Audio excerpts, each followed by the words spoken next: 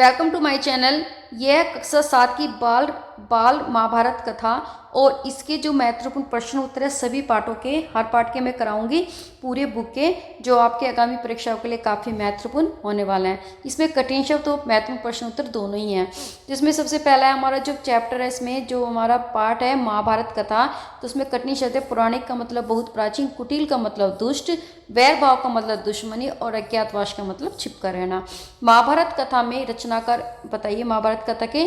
तो महाभारत की रचनाकार थे महर्षि पराशर के पुत्र व्यास मुनि के द्वारा लिखी गई थी महाभारत। पांडव की कितनी रानी थी? पांडव की 2 रानियां थी, कुंती और माद्री। फिर तीसरा क्वेश्चन है इसमें, कुंती और माद्री के पुत्रों का नाम बताइए।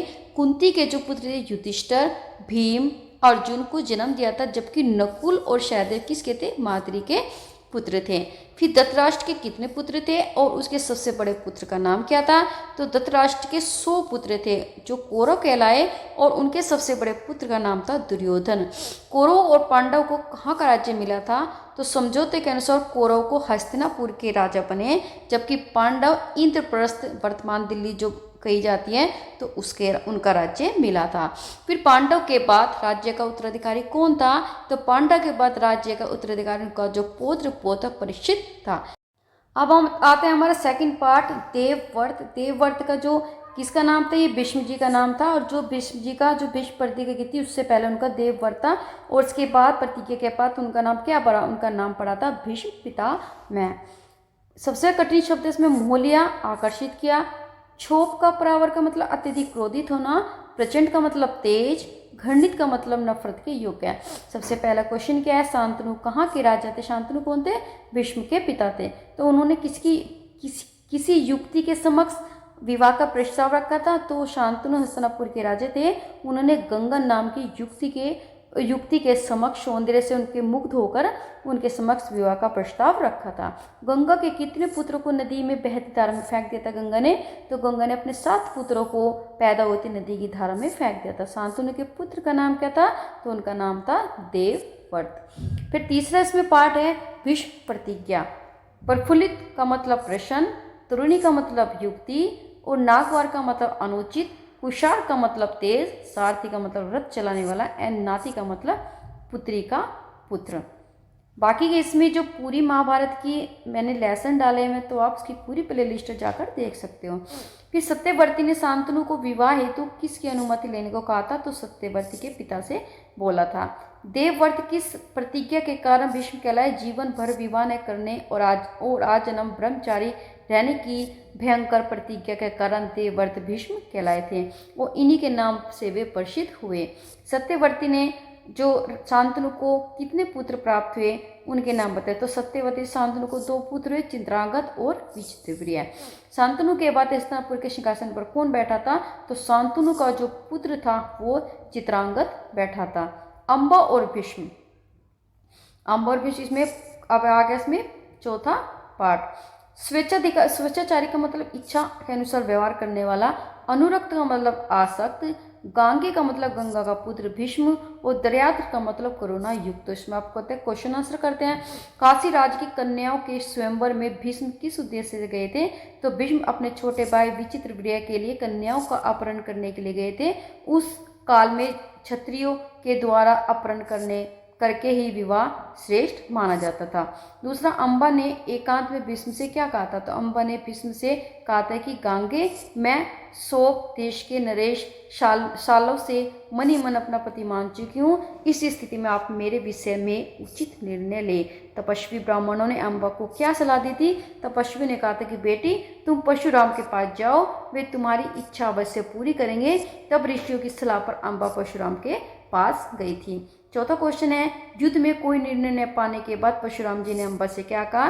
परशुराम ने अम्बा से कहा कि जो कुछ मेरे वश में था कर चुका, अब तुम्हारे लिए यही उचित है कि तुम भीष्म के ही शरण लो, क्योंकि भीष्म ने उनसे विवाह करने के लिए मना कर दिया था, क्योंकि उन्होंने प्रतिज्ञा ली थी।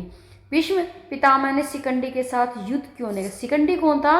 कि जो अम्बा है, अम्बा ने तपस्या करके एक उसका रूप धारण किया था, स्त्री का रूप, तो वही शिखंडी था। वही भीष्म पितामह की मृत्यु का कारण भी बना था आगे चलकर। तो शिखंडी के साथ युद्ध क्यों नहीं किया? क्योंकि भीष्म पितामह ने शिखंडी के साथ युद्ध नहीं किया, क्योंकि वे जानते थे कि शिखंडी ही अम्बा है। अब पार्ट आ गया हमारा विदुर। प्रख्यात, प्रख्यात का मतलब होता है प्रसिद्ध, अथाह का मतलब अपार जिसकी गहराई का पता न हो, और निष्प्रय का मतलब बिना किसी लोभ लालच के, गांधारी का मतलब दुर्योधन की माता, अनुरोध का मतलब आग्रह, लोक निंदा का मतलब समाज में होने वाली बुराई, और खीन का मतलब दुखी, और सुषमा का मतलब सौंदर्य, एंड छल प्रपंच का मतलब धोखाधड़ी। विदुर कौन थे? विदुर विचित्र वीर्य की रानी अंबालिका के दासी के पुत्र थे। विदुर किस क्षेत्र के विद्वान थे? विदुर धर्मशास्त्र और राजनीति के विद्वान थे। विदुर नीति ने उनका परिचित ग्रंथ था, क्योंकि विदुर नीति। धृतराष्ट्र के यहाँ विदुर ने किस पद पर थे में? तो विदुर धृतराष्ट्र के यहाँ प्रधानमंत्री थे। युधिष्ठिर ने विदुर की सलाह को सुनने के बाद विदुर को क्या उत्तर दिया? तो युधिष्ठिर ने विदुर से कहा कि एक तो मैं महाराज धृतराष्ट्र की आज्ञा को उल्लंघन नहीं कर सकता, और दूसरा युद्ध का खेल की चुनौती को अस्वीकार करना क्षत्रिय धर्म के विरुद्ध है। अब आता है पाठ आता है इसमें 6 कुंती। तो इसमें सबसे पहले कठिन शब्द है लोक निद्रा का मतलब समाज में होने वाली बुराई, दंपति का मतलब पति पत्नी, खीन का मतलब दुखी, और सुषमा का मतलब सौंदर्य है। प्रथा कौन थी? प्रथा की किसकी पुत्री थी? तो प्रथा यदुवंश के प्रसिद्ध राजा सूरसेन की पुत्री थी। प्रथा में होता है कुंती।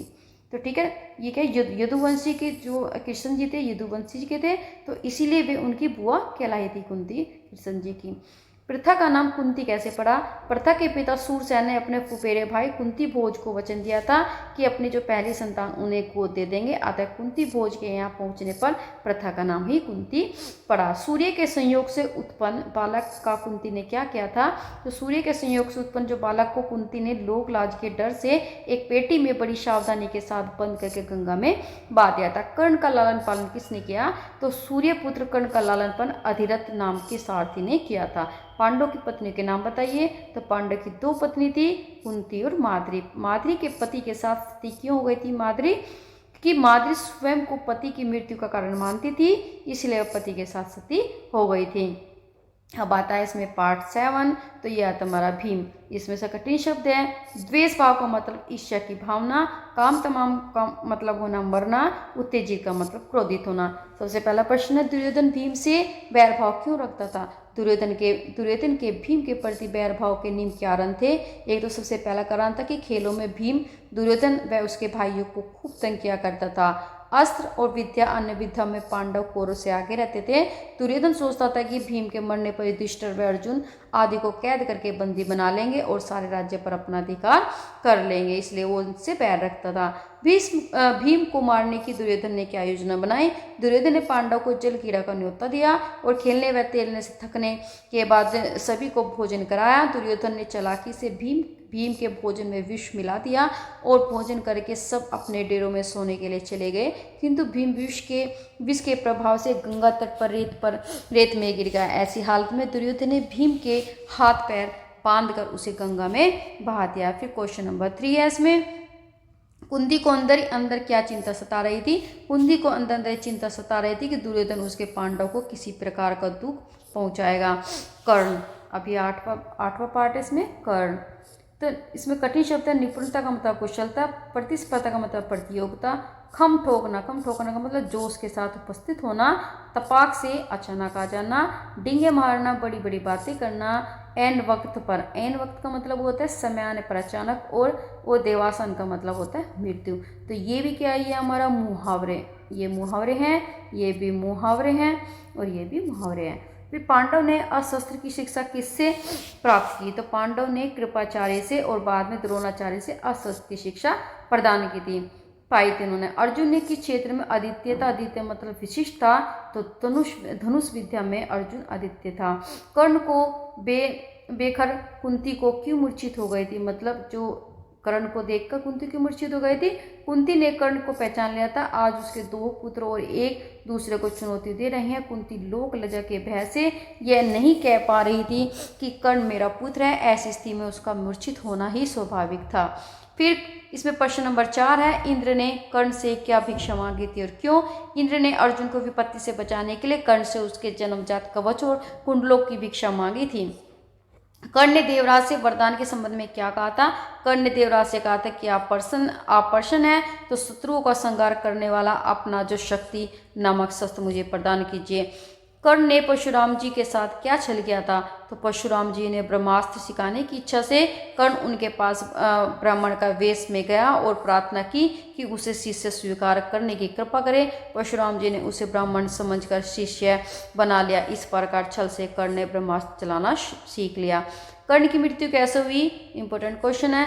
अर्जुन ने युद्ध करते समय जब जब शापवश कर्ण के साथ के रथ का पहिया जमीन में धंस गया था, तो वह धनुष बाण रखकर जमीन में धंसा हुआ जो पहिया निकालने का प्रयत्न करने लगा।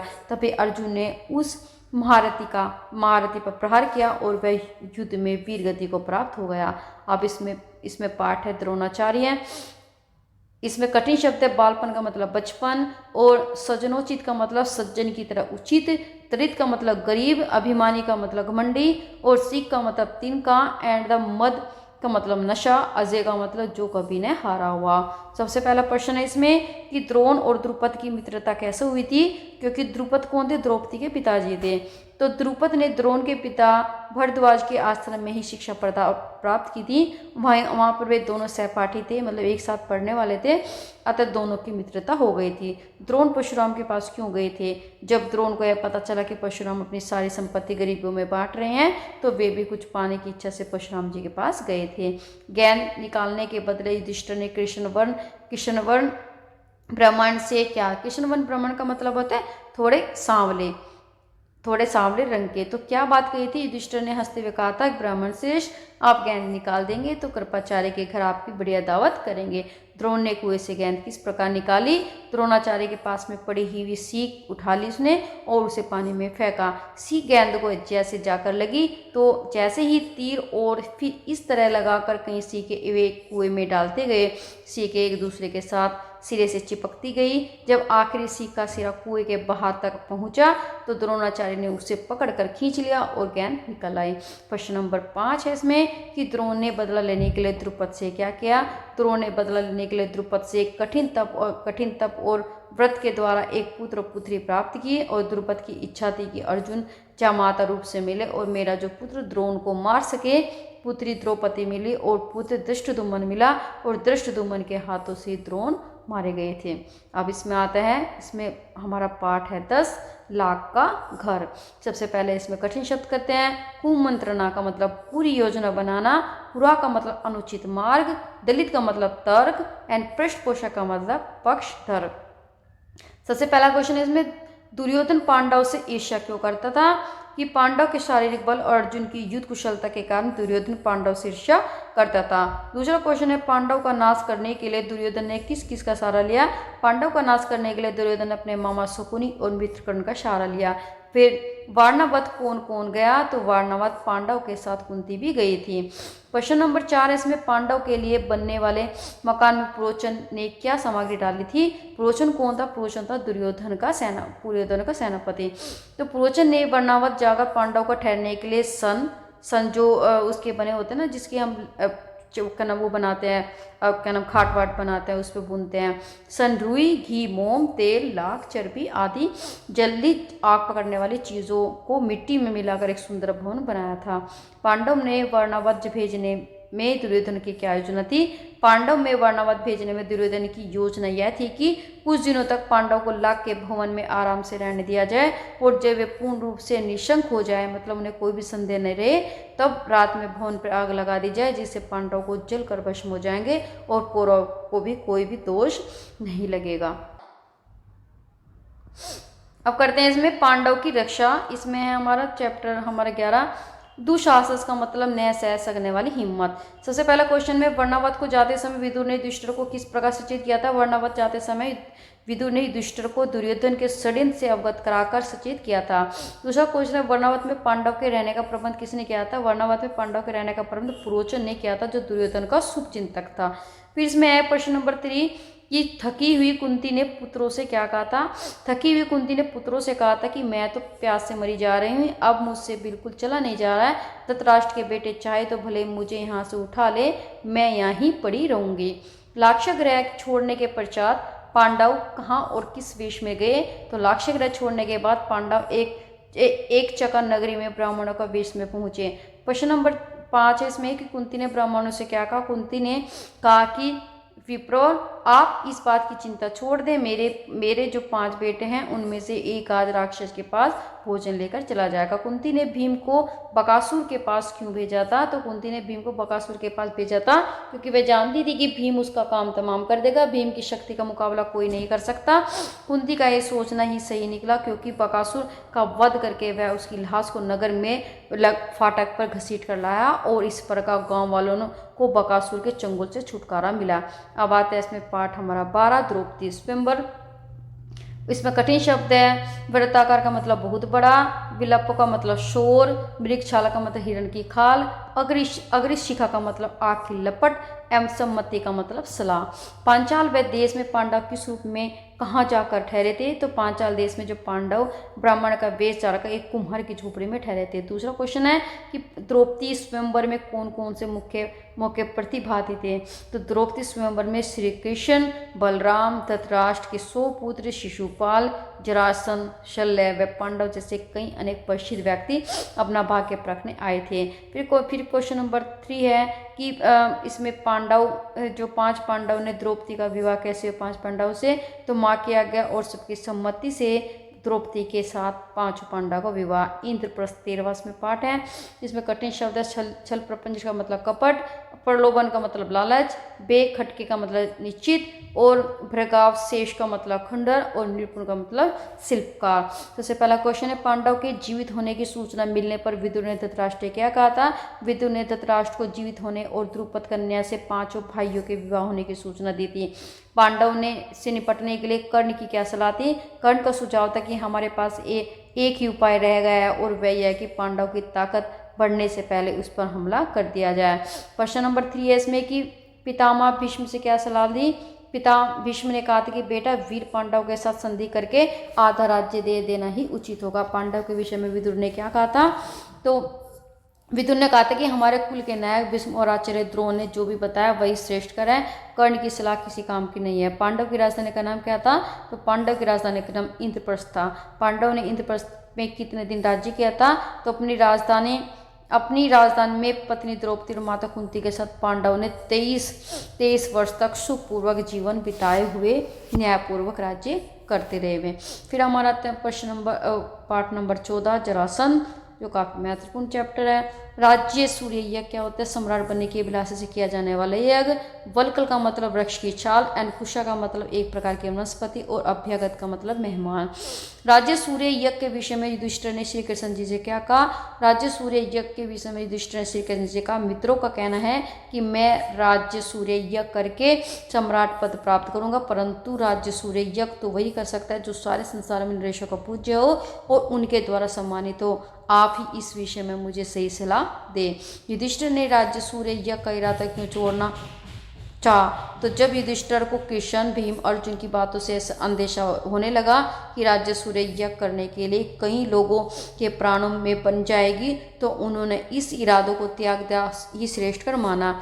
जरासंध के यहाँ श्री कृष्ण, भीम और अर्जुन किस रूप में गए थे? श्री कृष्ण, भीम और अर्जुन वल्कल वस्त्र पहनकर हाथ में कुशा ले ली और व्रती लोगों का सफेद धारण करके वो मगध देश के लिए रवाना हो गए। भीमसेन और जरासंध में कितने समय का तक युद्ध रहा? तो पल भर में विश्राम किए और बगैर भीष्म और जरासंध 13 दिन और 13 रात लगातार लड़ते रहे और इसमें 14वें दिन जरासंध थक कर जरा देर तक रुक गया। इस पर ठीक मौका देखकर श्री कृष्ण ने भीम को इशारे में समझा और भीमसेन ने फौरन जरासंध को उठाकर चारों ओर घुमाया और उसे जमीन पर जोर से पटक दिया। इस प्रकार अजय जरासंध का अंत हुआ। फिर क्वेश्चन नंबर 5 इसमें कि इसमें श्री कृष्ण की अग्र पूजा की सलाह किसने दी थी? तो ये दी थी कि पितामह भीष्म ने युधिष्ठिर को सलाह दी थी कि द्वारिकाधीश की पूजा पहले होनी चाहिए। शिशुपाल की मृत्यु किसके हाथों हुई और क्यों? शिशुपाल की मृत्यु श्री कृष्ण के हाथों हुई क्योंकि वह निरंतर श्री कृष्ण के विरुद्ध बोलता जा रहा था। वह नहीं चाहता था कि युधिष्ठिर राज्य सूर्य यज्ञ हेतु श्री कृष्ण जी को अग्र पूजा का मतलब सबसे पहले पूजे। फिर आप इसमें आते हैं पाठ इसमें 15 शकुनी का प्रवेश। आशय का मतलब जो सहा न जाए और इजाद का मतलब होता है आविष्कार करना है। ऐश्वर्य का मतलब धन दौलत। सबसे पहला क्वेश्चन है कि दुर्योधन चिंतित और उदास क्यों था? राज्य सूर्य यज्ञ में युधिष्ठिर के ठाट बाट और पांडव की यश समृद्धि का स्मरण करके दुर्योधन चिंतित उदास था। युधिष्ठिर को बिना लड़ाई की जीत पाने पर शकुनी ने क्या उपाय ढूंढा। तो शकुनी ने कहा, दुर्योधन, युधिष्ठिर को चोरस के खेल का बड़ा शौक है, उसे खेलना नहीं आता, हम उसके खेलने के लिए न्योता दे तो युधिष्ठिर अवश्य मान जाएगा। तुम तो जानते हो कि मैं मजा हुआ खिलाड़ी हूँ और तुम्हारी ओर से खेलूंगा और युधिष्ठिर को हराकर उसका सारा राज्य और ऐश्वर्य बिना युद्ध के ही आसानी से उसे छीनकर तुम्हारे हवाले कर दूंगा। प्रश्न नंबर 3 है कि जुए के खेल के विरोध में धृतराष्ट्र ने क्या कहा था। जुए के खेल में विरोध में धृतराष्ट्र ने कहा था कि जुए का खेल वैर विरोध की जड़ है, इसलिए बेटा मेरी तो यह सलाह है कि तुम्हारा ये विचार ठीक नहीं, इसे तुम छोड़ दो। क्वेश्चन नंबर 5 इसमें जुए के खेल के विषय में विदुर के क्या विचार थे। जुए के खेल के विषय में विदुर का विचार इस प्रकार थे, राजन, सारे वंश का इससे नाश हो जाएगा, इसके कारण हमारे कुल के लोगों में आपसी मनमुटाव और झगड़े प्रसाद होंगे और इसकी भारी विपदा हम पर आएगी। पांडव को चोरस के खेल का निमंत्रण देने के लिए किसे भेजा गया था। तो पांडव को चोरस का खेल का निमंत्रण देने के लिए विदुर को भेजा गया था। अब इसमें आता है हमारा पाठ 16, चोरस का खेल द्रौपदी की व्याख्या। भरसक का मतलब पूरी तरह से, चेताना का मतलब सचेत करना, चाव से उत्साह से, पार जाना ज्ञान प्राप्त करना, सानी का मतलब मुकाबला और युद्धोत्सु का मतलब होता है धृतराष्ट्र के एक व पुत्र जो वैश्य जाति की स्त्री से पैदा हुआ। अब इसमें आता है, इसमें चोरस का निमंत्रण देने वाला विदुर से युधिष्ठिर ने क्या कहा था। तो युधिष्ठिर ने कहा था कि चाचा जी, चोरस का खेल अच्छा नहीं है, उससे आपस में झगड़े पैदा होंगे और समझदार लोग उसे पसंद नहीं करते, लेकिन इन मामलों में हम तो आपके आदेश अनुसार चलने वाले हैं, आपकी सलाह क्या है। युधिष्ठिर चोरस का खेल में क्या क्या हार गए थे। युधिष्ठिर चोरस के खेल में देश, सेना, देश की प्रजा, दास के आभूषण, चारों भाई, स्वयं अपने आप को और अपनी पत्नी द्रौपदी को भी हार गए थे। पतिकामी की बात सुनकर द्रौपदी ने क्या कहा था। द्रौपदी पतिकामी से बोला, रथवान, जाकर उस हारने वाले जुए के खिलाड़ी से पूछो कि पहले वह अपने आप को हारे थे या मुझे। सारी सभा में प्रश्न उनसे करना और जो उत्तर मिले मुझे आकर बताना, उसके बाद मुझे ले जाना। दुशासन ने द्रौपदी के साथ क्या व्यवहार किया। दुशासन ने द्रौपदी के गुथे हुए बाल बिखेर डाले और कहने तोड़ फोड़ कर दिए और उनके बाल पकड़कर बलपूर्वक घसीटता हुआ सभा की ओर ले जाने लगा। द्रौपदी विकल हो उठी। दोबारा के खेल में क्या शर्त रखी गई थी। दोबारा के खेल में शर्त रखी गई थी, हारा हुआ दल अपने भाइयों से 12 वर्ष का वनवास करेगा और उसके उपरांत 1 वर्ष अज्ञातवास में रहेगा। यदि वह 1 वर्ष में अब उनकी पता चल जाए तो वह उन सबको 12 वर्ष का वनवास फिर से भोगना पड़ेगा। अब इसमें पार्ट है धृतराष्ट्र की चिंता। क्वेश्चन है इसमें सबसे पहला कठिन शब्द। उतावली का मतलब शीघ्रता के भाव से, श्रद्धा का मतलब मन में से सम्मान और अविरल का मतलब होता है लगातार। पांडव के चले जाने के बाद धृतराष्ट्र ने विदुर से क्या पूछा। वन को जाते समय पांडव के विषय में धृतराष्ट्र ने विदुर से पूछा कि मैं देखने में असमर्थ हूँ, अतः मुझे बताओ कि पांडव द्रौपदी कैसे जा रहे हैं। वन को जाते समय पांडव का वर्णन विदुर ने किस प्रकार किया।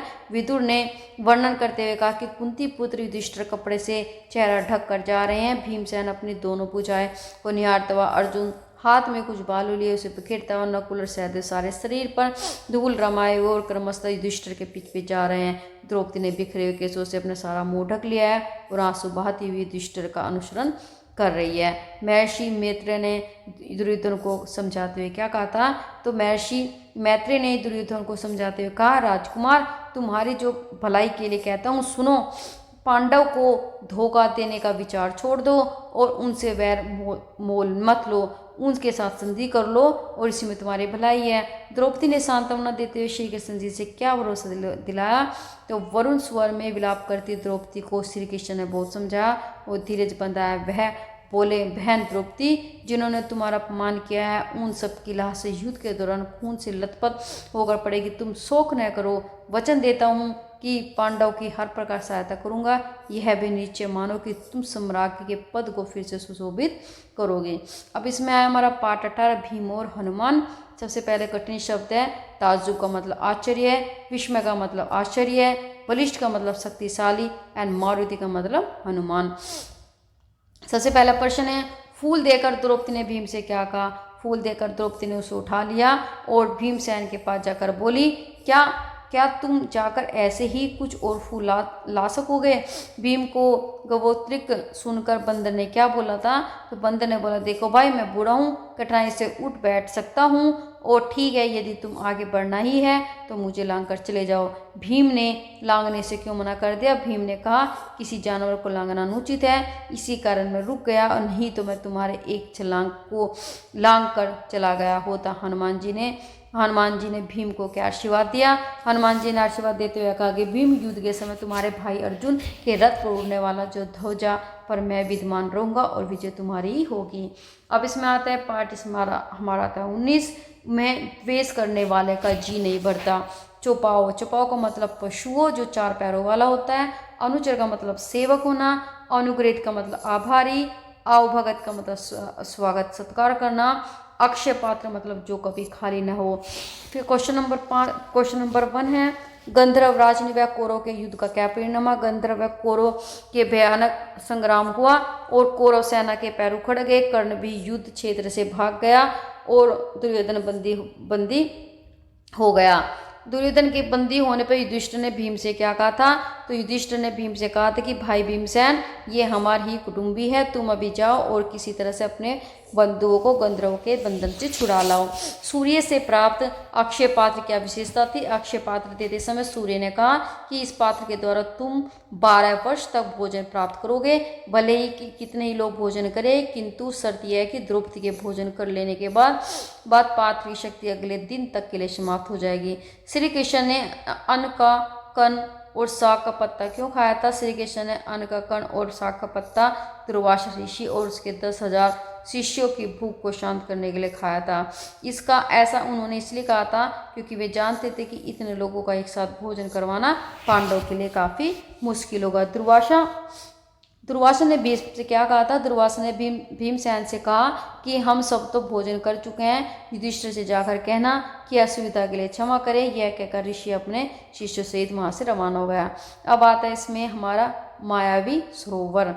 सबसे पहला कठिन शब्द है तरकस, बाण रखने का चौका। फिर अंजुलि का मतलब हथेली, दोनों हाथों से पानी पीने की बनाई गई स्थिति, इसको कह सकते हैं, या ओक। फिर बेधड़क का मतलब निर्भीक। सरोवर पर नकुल को क्या आवाज आई? सरोवर पर नकुल को आवाज आई, माद्री के पुत्र दुर्शासन न करो, वह जलाशय मेरे अधीन है, पहले मेरे प्रश्नों का उत्तर दो, फिर पानी पियो। सरोवर ने पर अर्जुन को क्या आवाज आई? अर्जुन, मेरे प्रश्नों को उत्तर देने के बाद ही प्यास बुझा सकते हो, यह तालाब मेरा है, मेरी बातें नहीं मानोगे तो तुम्हारी भी वही गति होगी जो तुम्हारे 2 भाइयों की हुई थी। भाई के वापसी ने आने पर युधिष्ठिर ने क्या निर्णय लिया? भाइयों के वापसी ने आने पर युधिष्ठिर ने स्वयं वहां जाकर जाने का निर्णय लिया। अब आता है हमारा 21 यक्ष प्रश्न।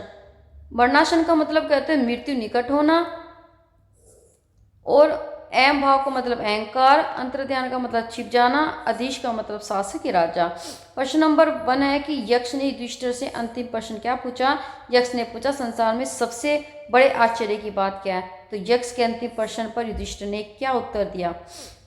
दूसरा है कि उन्होंने बोला कि हर रोज आंखों के सामने कितने प्राणी को मृत्यु के मुंह में जाते देखकर भी बचे हुए जो प्राणी हैं वो यह चाहते हैं कि हम अमर रहेंगे, और ये ईमान आश्चर्य की बात है। प्रश्नों के उत्तर से संतुष्ट यक्ष ने युधिष्ठिर से क्या कहा? राजन, मैं तुम्हारे मृतक भाइयों में से एक को जीवित कर सकता हूँ, तुम जिस किसी को भी चाहो वह जीवित हो जाएगा। यक्ष ने युधिष्ठिर को क्या आशीर्वाद दिया? तो यक्ष ने युधिष्ठिर से कहा कि 12 वर्ष की वनवास की अवधि पूरी होने पर अब थोड़े ही दिन बाकी हैं। 12 वर्ष तक जो भी तुम्हें अज्ञातवास करना है वह भी सफलता से पूरा हो जाएगा। तुम्हें और तुम्हारे भाइयों को कोई भी नहीं पहचान सकेगा, तुम अपनी प्रतिज्ञा सफलता के साथ पूरा करोगे। अब आता है इसमें पाठ 22 अज्ञातवास। आपस में धाक का मतलब रोब, अवधि का मतलब समय, अनुमोदन का मतलब समर्थन, राथारूढ़ का मतलब रथ पर चढ़कर, और भाट जोड़ना का मतलब प्रतीक्षा करना, और थरा का मतलब थराउठी का मतलब डर जाना, डर गई। राजा विराट के यहाँ अज्ञातवास में पांडव किस नाम के रूप में थे? तो युधिष्ठिर थे कंक के नाम से, भीमसेन थे वल्लभ के नाम से, और अर्जुन थे प्रहलाना के नाम से, नकुल थी ग्रंथिक के नाम से, और सहदेव था तंत्रीपाल के नाम से। दुर्योधन ने कैसे अनुमान लगाया कि पांडव मत्स्य देश में हैं? कीचक के मारे जाने की खबर पाते ही और दुर्योधन का माथा टनका, हो न हो कीचक का वध भीम ने ही किया होगा, यह दुर्योधन का अनुमान था। फिर इसमें है प्रश्न नंबर 3 कि इसमें औरत के वेश में उत्तर के रथ पर अर्जुन को देखकर दुर्योधन ने क्या कहा। औरत के वेश में रथ पर बैठे योद्धा के विषय में अर्जुन के विषय चर्चा सुनकर दुर्योधन कंठ से बोला, हमें इस बात का क्या मतलब, क्या औरत के वेश में कौन है, मान ले कि अर्जुन ही है, फिर भी हमारा तो उससे काम हो जाता है, शर्त के अनुसार उन्हें और 12 वर्ष का वनवास भुगतना पड़ेगा। अब आता है इसमें पाठ 23 प्रतिज्ञा पूर्ति। भांजा का मतलब बहन का पुत्र, खिन का मतलब दुखी होना, गांडे का मतलब अर्जुन के धनुष का नाम, प्रास्त का मतलब पराजित। कर्ण, कृपाचार्य, अश्वत्थामा और मध्य विवाद को देखकर भीष्म ने क्या कहा था।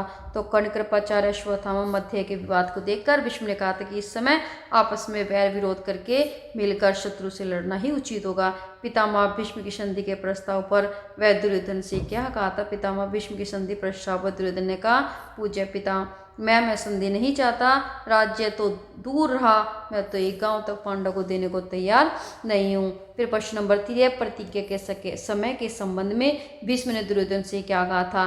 प्रतिज्ञा के समय के संबंध में उठे विवाद पर स्पष्टीकरण देते हुए भीष्म ने दुर्योधन से कहा, प्रतिज्ञा का समय कल ही पूरा हो चुका है। चंद्र और सूर्य की गति, वर्ष, महीने और पक्ष विभाग के पारस्परिक संबंध को अच्छी तरह जानने वाले मेरे कथन की पुष्टि करेंगे। प्रत्येक वर्ष एक जैसे महीने नहीं होते, मालूम होता है कि तुम लोगों को गणना में भूल गए हो। विराट का भ्रम, ये आता है हमारा पाठ 24। शोकातुल का मतलब शोक से व्याकुल और असल का मतलब वास्तव में। सबसे पहला प्रश्न है, विराट की चिंता का क्या कारण था। विराट का पुत्र उत्तर कौरवों की सेना से युद्ध करने गया था। वह भली भांति जानता था कि वह उनका मुकाबला करने में असमर्थ रहेगा। ये विराट की चिंता का कारण था। कंक जो युधिष्ठिर बने हुए थे ने विराट को सांत्वना कैसे दी। कंक ने विराट को सांत्वना देते हुए कहा कि वे घबराए नहीं, क्योंकि ब्रनला उनके साथ है। विराट ने युधिष्ठिर से क्षमा याचना क्यों नहीं की। विराट ने अपने पुत्र को समझाने पर, असलियत जान लेने पर कंक वास्तव में युधिष्ठिर है, उनसे क्षमा याचना की। क्योंकि फिर हमारा था प्रश्न नंबर 4 में विराट ने अर्जुन के समक्ष क्या प्रस्ताव रखा था। विराट को जब पता चला कि उसके पुत्र उत्तर के सारथी ब्रनला के रूप में अर्जुन है, तो उसने अपनी पुत्री उत्तरा से विवाह का प्रस्ताव रखा। मंत्रणा का मतलब क्या होता है। मंत्रणा इसमें लेसन है, तो अब कठिन शब्द। हितैषी का मतलब भला चाहने वाला। दृढ़तापूर्वक का मतलब बलपूर्वक। और शयनागार का मतलब शयन कक्ष। पथ प्रदर्शन का मतलब मार्ग बताने वाला। पार्थ का मतलब प्रथा का पुत्र अर्जुन। और दिल बलियों और दिल बलियों का मतलब होता है उछलना। फिर प्रकट होने के बाद पांडव कहाँ रहने लगे। अज्ञातवास के बाद पांडव विराट के राज्य में उपलव्य नाम के नगर में रहने लगे। श्री कृष्ण ने अर्जुन के सामने क्या विकल्प रखे। श्री कृष्ण ने अर्जुन से कहा कि मेरी सेना एक तरफ होगी और दूसरी तरफ मैं अकेले रहूंगा। मेरी प्रतिज्ञा यह है कि युद्ध में मैं न तो हथियार उठाऊंगा न ही लड़ूंगा। तुम भली बातें सोच लो कि तब निर्णय करना, इन दोनों में से जो पसंद हो वह ले लो। अर्जुन ने निहत्थे श्री कृष्ण जी को क्यों चुना। श्री कृष्ण जी इस प्रश्न का उत्तर देते हुए अर्जुन से कहा था कि बात यह है कि आप में वह शक्ति है जिससे आप अकेले ही इन तमाम राजाओं को लड़ कर कुचल सकते हैं। अभिमन्यु का विवाह किससे होता तो उत्तरा से हुआ था। श्री कृष्ण ने किस पदवी से अर्जुन की सहायता की तो पार्थ सारथी बनकर श्री कृष्ण जी ने अर्जुन की सहायता की थी। अब आता है इसमें हमारा जो पाठ है 26 राजदूत संजय। नित्य का मतलब निश्चित होना। विवेकशील का मतलब बुद्धिमान। समझदार का मतलब विवेकशील का मतलब बुद्धिमान और समझदार होते हैं। ही चिंता का मतलब भला चाहने वाला। और डपोर संघ का मतलब बड़ी बड़ी बातें करने वाला। सबसे पहला प्रश्न है, युधिष्ठिर के पास धृतराष्ट्र का संदेश लेकर कौन गया था। संजय गया था। युधिष्ठिर ने संजय से कितने गांवों की मांग की थी। 5 गांवों की। श्री कृष्ण हस्तिनापुर क्यों जाना चाहते थे। युद्ध टालने के लिए। युधिष्ठिर ने धृतराष्ट्र के पास क्या संदेश भेजा तो वे समझौते के अनुसार अपना हिस्सा चाहते थे बस। शांति दूत श्री कृष्ण। कुचक्र का मतलब बुरी चाल। और सम्राट का मतलब विशिष्ट जन। आरूढ़ का मतलब चढ़कर बैठकर। कुलनाशी का मतलब कुल का नाश करने वाला। और मध्यधार का मतलब होता है मझधार का मतलब बीच में। श्री कृष्ण जी शांति दूत बनकर हस्तिनापुर किसके साथ गए थे तो साथी के साथ गए थे। तो इसमें आ गया है दुर्योधन को भोजन निमंत्रण पर श्री कृष्ण जी ने क्या कहा था तो मेरा उद्देश्य पूरा करने पर भोजन का न्योता देना ही उचित होगा। श्री कृष्ण ने धृतराष्ट्र की सभा में क्या कहा था तो पांडव को आधा राज्य लौटा दो। ऐसा करने से वे तुम्हें युवराज धृतराष्ट्र को महाराज मानेंगे उनसे संधि कर लो। पांडव कौरव के सेनापति, कठिन शब्द है इसमें। ऊर्ध्व का मतलब अशिष्ट, तटस्थ का मतलब होता है किसी का भी पक्ष नहीं लेने वाला। पांडव सेना के 7 नायक कौन थे, तो उनमें से सेनापति कौन बना, तो पांडव की विशाल सेना को 7 हिस्सों में बांट दिया गया। द्रुपद, विराट, धृष्टद्युम्न, शिखंडी, सात्यकी और चेकितान, भीमसेन आदि 7 महारथी 7 दलों के नायक बने और उसमें धृष्टद्युम्न को सेनापति बनाया गया। प्रश्न नंबर 2, प्रश्न नंबर 2, भीष्म के सेनापति बनने पर कर्ण ने क्या निर्णय लिया। कर्ण ने लिया कि भीष्म के मारे जाने के बाद ही वह युद्ध भूमि में प्रवेश करेगा और केवल अर्जुन को ही मारेगा। 18 दिन कौरव सेना के कौन कौन से सेनापति बने। 18 दिन में कौरव सेना के 4 सेनापति बने। पहले 10 दिन में भीष्म, फिर 5 दिन में द्रोण और 2 दिन में कर्ण और 1 दिन रहा शल्य। महाभारत कितने दिन चला था, तो 18 दिन चला था। अब आते हैं हमारे जो चैप्टर है 29, 30, 31 और ठीक है युद्ध के 1 से लेकर 9 दिन। दंग रहने का मतलब आश्चर्यचकित होना, सारथी का मतलब रथ चलाने वाला, तितर बितर का मतलब इधर उधर हो जाना, उत्तेजित का मतलब क्रोधित होना और व्यथित का मतलब व्याकुल होना। कौरवों की सेना में सबसे आगे कौन था, तो यह दुशासन था। पांडव की सेना में सबसे आगे कौन था, भीमसेन। तो सबसे पहले दुशासन और फिर भीमसेन। चौथे दिन के युद्ध में धृतराष्ट्र के कितने पुत्र मारे गए, 8 पुत्र मारे गए थे चौथे दिन में। और घटोत्कच कौन था, घटोत्कच भीम का पुत्र था। 5वें दिन युद्ध की क्या विशेषता रही थी। 5वें दिन युद्ध में अर्जुन ने कौरव सेना के हजारों सैनिकों को मार दिया। कुमार संघ कौन था, तो अर्जुन का पुत्र था कुमार संघ। इरावान कौन था, इरावान अर्जुन का नाग कन्या से उत्पन्न पुत्र था। 9वें दिन युद्ध पराक्रमी कौन कहलाए थे, भीष्म पितामह कहलाए थे। भीष्म सरसैया पर भी, यह 32वां दिन था, तो सरसैया पर थे। जो वृक्ष स्थल का मतलब होता है सीना, प्रत्युक्त का मतलब बदला, सिकन का ना लेना, सिकन ना आना का मतलब लैस मात्र में खिन्न ना होना, मर्म स्थल का मतलब कोमल अंग, प्राणहारी का मतलब प्राणों को हरने वाला, सोता का मतलब सोत्र, विक्षोभ का मतलब वियोग और अलग होने वाला अनुभूति। सबसे पहला प्रश्न है इसमें, भीष्म सरसैया पर कैसे पहुंचे। अर्जुन शिखंडी को आगे करके उसकी जो आड़ लेकर भीष्म बाण बरसाए। शिखंडी भी महारथी था, उसने भी बाणों से पितामह का वृक्ष स्थल बीन दिया और पितामह ने शिखंडी के बाणों का प्रयुक्त में उत्तर भी नहीं दिया।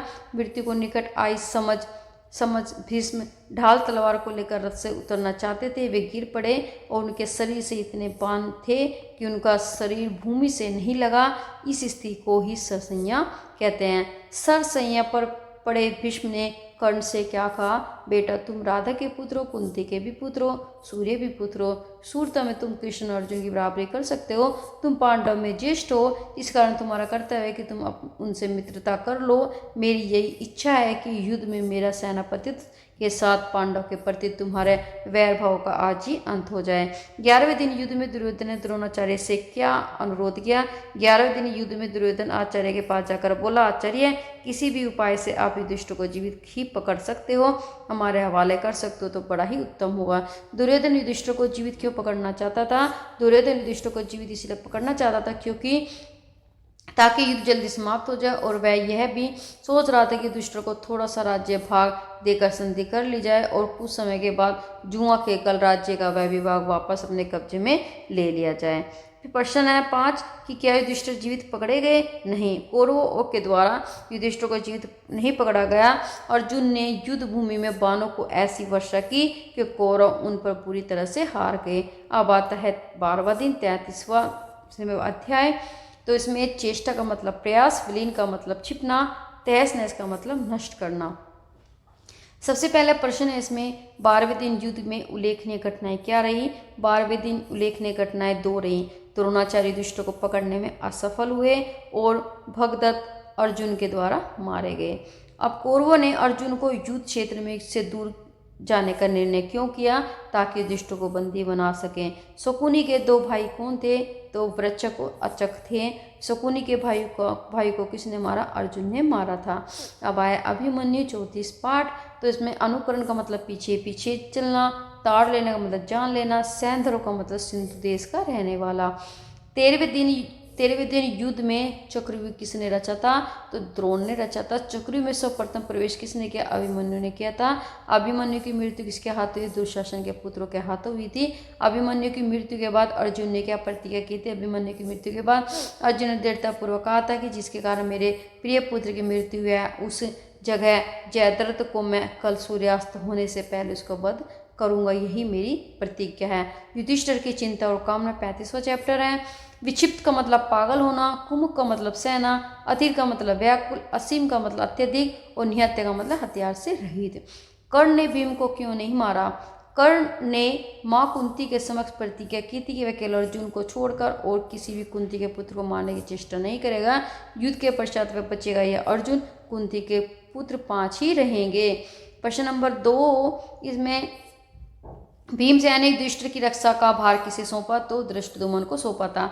अब आता है मैं 36वां पाठ, भूरि श्रवा जयद्रथ आश्चर्य द्रोण का अंत। निकृष्ट का मतलब नीचे, निंदनीय, आपे में न रहना, विवेक खो देना। सबसे पहला प्रश्न, श्री कृष्ण ने जयद्रथ को मारने के लिए अर्जुन को क्या कहकर सचेत किया? श्री कृष्ण ने अर्जुन से कहा कि अर्जुन, जयद्रथ सूर्य की तरफ देखने में लगा है और मन में समझ रहा है कि सूर्य डूब गया है, परंतु अभी तो सूर्य डूबा नहीं। अपनी प्रतिज्ञा पूरी करने पर तुम्हारी यही अवसर है। भूरि श्रवा का वध किसने किया था? सात्विक ने किया था। जयद्रथ का सिर किसने काटा? अर्जुन ने काटा था। अश्वत्थामा का नाम किसका था? अश्वत्थामा हाथी व द्रोण दोनों, हाथी और द्रोणाचार्य के पुत्र दोनों का नाम था। द्रोणाचार्य का अंत कैसे हुआ?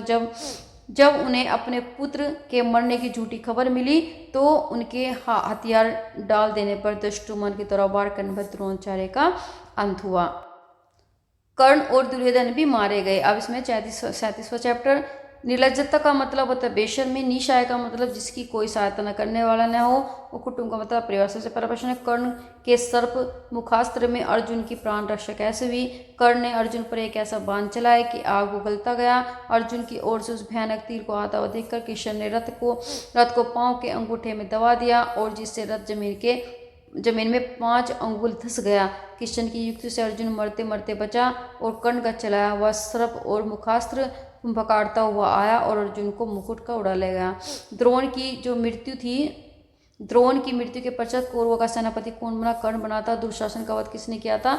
भीमसेन ने किया था। शकुनी का वध किसके हाथों हुआ था? तो सहदेव के हाथों हुआ था।